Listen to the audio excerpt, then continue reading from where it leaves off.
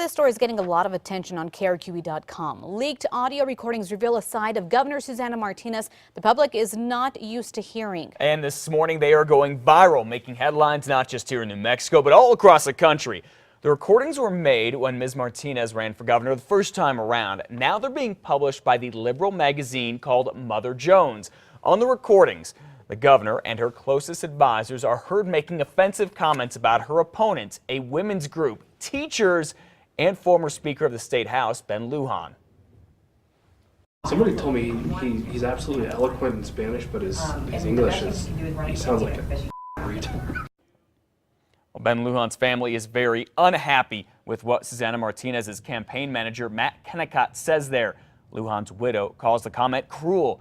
Mr. Kennicott says he was quoting someone else, and he now apologizes if anyone took offense to it. The governor is talking about the recordings, or is not talking about the recordings, but a spokesman says, yes, the governor used salty language in private conversation 4 years ago with close advisors and will pay the appropriate penalty to the cuss jar.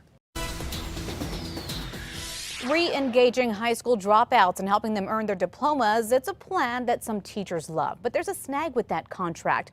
According to today's New Mexican, using state and federal funding, the Santa Fe School District would partner with Florida-based Atlantic Education Partners to run the Engage Santa Fe program. The union president says, as is, the contract is not legal and just funnels public money toward private interest. The school board and district maintain the contract they've crafted is legal. Now Attorney General Gary King is looking at the contract. Still, the board plans to go forward with the deal mid-May. Now here we go again. Police here in New Mexico are being accused of using excessive force once again this morning, but this time it is not Albuquerque police, rather Santa Fe police. The case involves a taxi driver, Don Bourgeois, and Officer Jose Gutierrez, who stopped her for a traffic violation. She says she couldn't find her license and registration, and he waited while she called her cab company. Listen.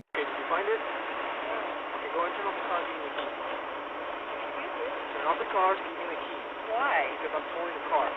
You don't have no registration, no insurance to provide. That's a policy as well as state law. We have to tow. Ms. Bourgeois handed the keys over, and the officer asked her to stay in the car. Well, Ms. Bourgeois got out of the car to talk with the officer. Then he tackled her. The woman had a black eye, a sprained wrist, and lots of bruises and scrapes after that happened, and now faces charges that include resisting an arrest. She plans to sue Officer Gutierrez, and he resigned last Friday, and the department says it is investigating. The time is now 5:34. In today's headlines, in addition to murder, a dirty cop with ties to the notorious Bandidos motorcycle gang is accused of intimidating anyone who might testify against him.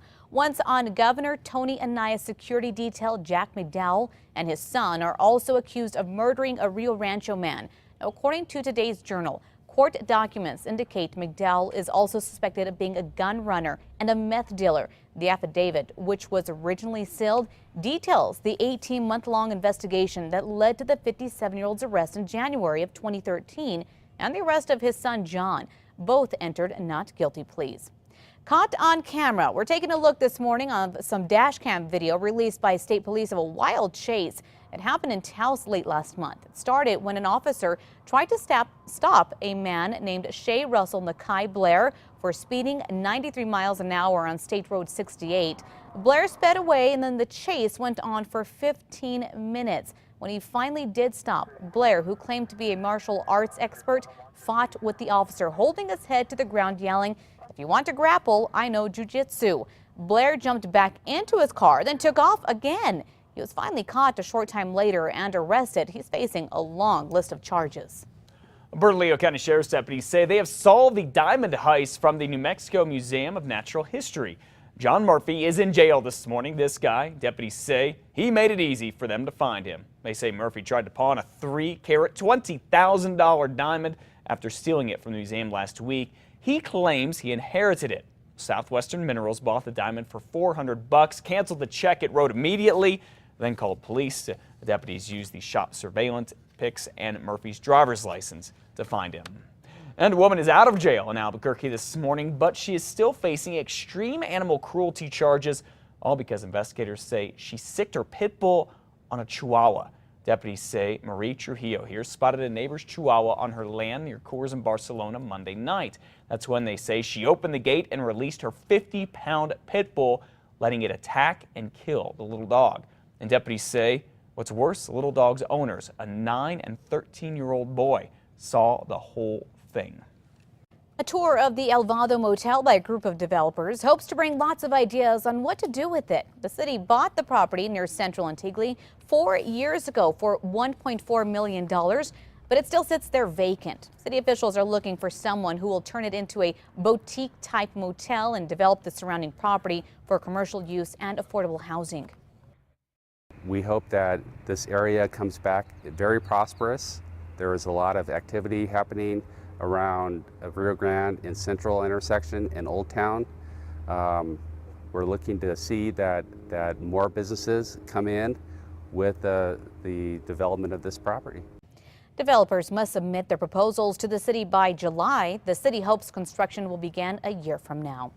The graduating class at Southwestern Indian Polytechnic Institute will have a special speaker today for commencement. Interior Secretary Sally Jewell will be delivering this year's commencement address. The ceremony will take place at 10 this morning. College President Sherry Ellison says it's an honor to have Jewell join students for such an important milestone in their lives. All the buzz in one neighborhood here in Albuquerque is what's happening to the bees. Take a look at this video Peggy Langenwalter took while she was walking near the Albuquerque Academy one afternoon recently.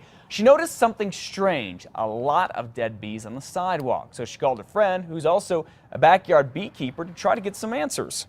Well, right away I would suspect spraying for weeds. If you're going to have pesticides applied, make sure it's not airborne. The beekeeper there says it's tough to see exactly what killed the bees, but he says people should avoid spraying pesticides directly onto flowers to try to save the bees.